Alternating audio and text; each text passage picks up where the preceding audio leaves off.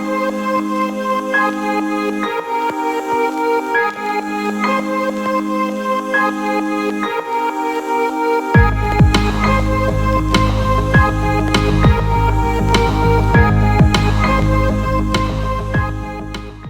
morning, friends. Friends, in the method of Carl-Pearson, we discuss all the concept and all aspects with you. That we have a three different kind of formula. But for a small reminder, I would like to present all the formula over here. The first formula, what we discussed is R is equals to covariance of xy divided by sx into sy. Then we have take some mathematical steps and get one more formula, that is sum of x minus x bar y minus y bar divided by first root of sum of x minus x bar square other root of sum of y minus y bar square. Then I discussed with you that we have two more formulas which are useful for short questions only. These are, here we have sum of x minus x bar y minus y bar divided by n sx into sy. Then we have another sum of xy minus n x bar y bar divided by n sx into sy. These are the formula which are useful for short questions. Then we use this one also. R is equals to n sum of uv minus sum of u into sum of v divided by first root of n sum of u square minus sum of u the whole square other root of n sum of v square minus sum of v the whole square.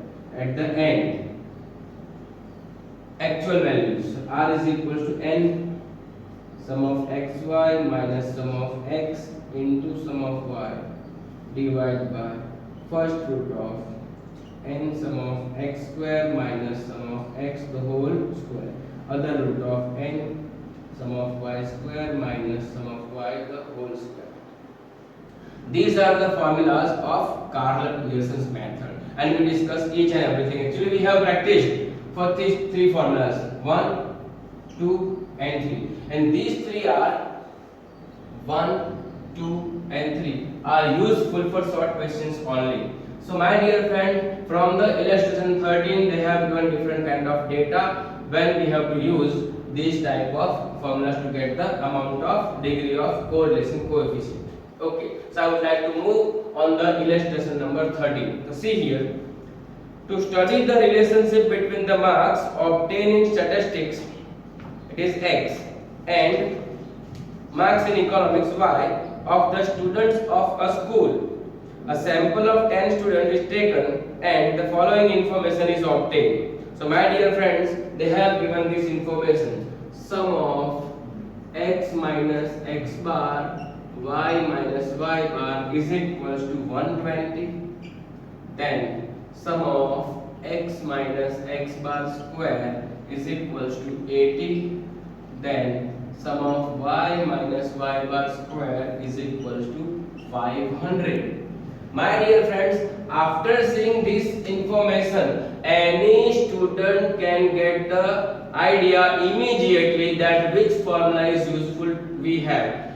I have mentioned here all the formulas of Carl-Pearson's. Okay, so as per our practice, as per our knowledge, we got the idea that R is equals to sum of x minus x bar y minus y bar divided by first root of sum of x minus x bar square other root of sum of y minus y bar square, and simply replace the value.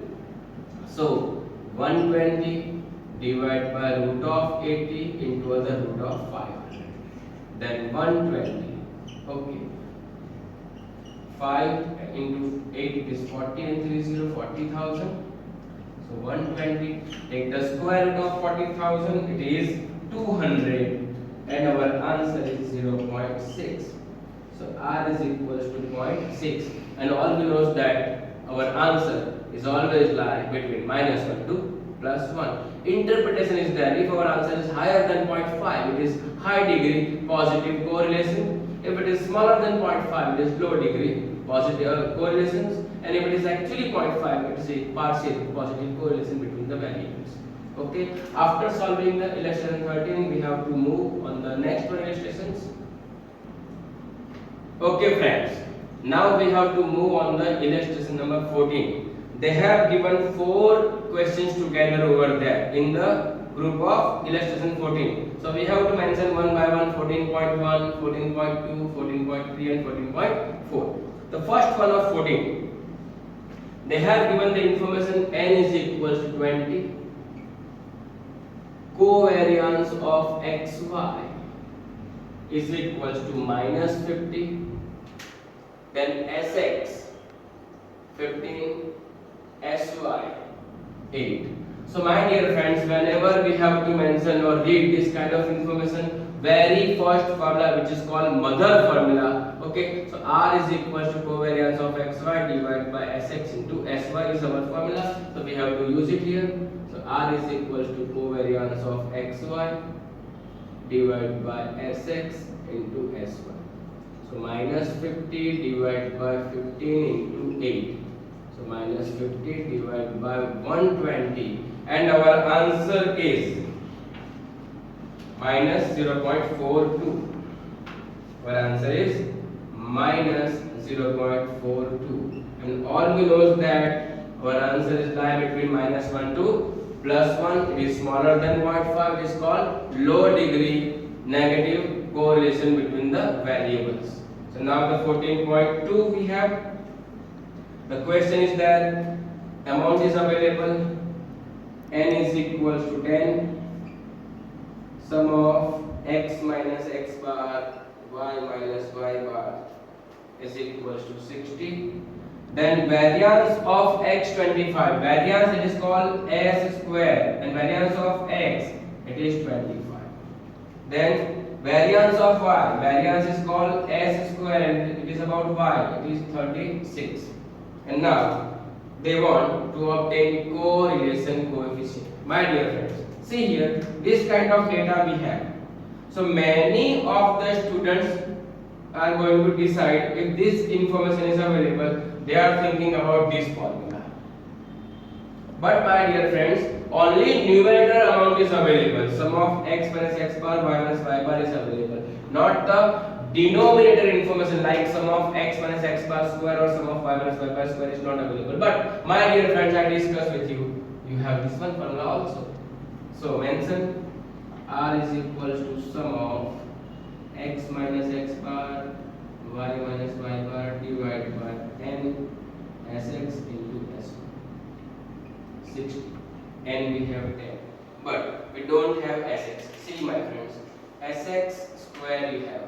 What comes out your sx? It is 5. Taking the square, sy square is available. So we have to obtain sy, that is 6. Okay, so 60 divided by 300. So it is, your answer is I think 0.3 2 0.2. So r is equals to 0.2. Okay friends, after the completion of the 14.2, we have to move on the 14.3. They have given the information in table wise. 3 columns are there. First column is particular, then next is x and next is y. The first information they have given in particular, number of observation, and which is available in between x and y 25. It means number of pairs we have 25. So n is equals to 25. Okay, descriptive matter is available, so we have to read properly and understand the things which thing is clearly available. Then mean, that is called in the column of x available, in the column of y available. That means what? It is x bar and y bar. So x bar is equals to 40 and y bar is equals to 50. Then they have given the sum of squares of deviation taken from mean. My dear friends, variable is x, mean is equals to x bar. Sum of square of deviation, deviation that is called x minus x bar, इसका square और इसका sum. sum of square of deviation from mean. So sum of x minus x bar square is equals to 120. Then for y, the sum of y minus y bar square is equals to 160. Then the next part is that the sum of product of deviations taken from mean. See, x minus x bar, it is deviation from mean. Y minus y bar is also deviation from mean. The product of deviation of mean and its sum of. So it is 100. My dear friends, after note down the things, we got the clear idea that which formula is useful to us. That it is R is equals to sum of x minus x bar y minus y bar divided by first root of sum of x minus x bar square other root of sum of y minus y bar square. So now sum of x minus x bar y minus y bar, it is 100 divided by first root of 120 into other root of it is 160. My dear friends, see, this information is totally useless. There is no use of the formula, so can't use anywhere. Many students are thinking that they have given information, that means what we must have to be used. But calm down. You have to use only the useful information, not the extra information. Here, 100 divided by the solution we have, it is 138.56. And my answer is 0.72. So R is equals to 0.72. Now the fourth one. Fourth one information is that they have given information n is equal to 10. Then sum of xy is equal to 1500. Mean of x, it is called x bar 12. Mean of y, it is called y bar, it is 15. Standard deviation of x, it is sx, is 9. Standard deviation of y, it is called sy, and it is 5. We got it the idea. I discussed with you this one formula. Only three formula we have, which are useful in short questions. So directly formula R is equal to sum of xy minus nx bar y bar divided by n into sx into sy. And I have 10. Sorry.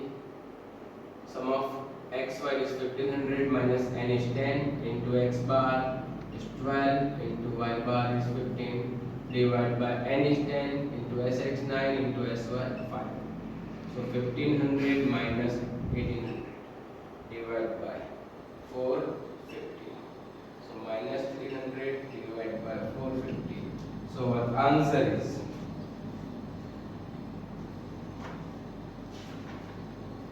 minus 0.67. And again we know that our answer is now between minus 1 to plus 1. And this is the explanation of illustration 14 and 13. Thank you very much.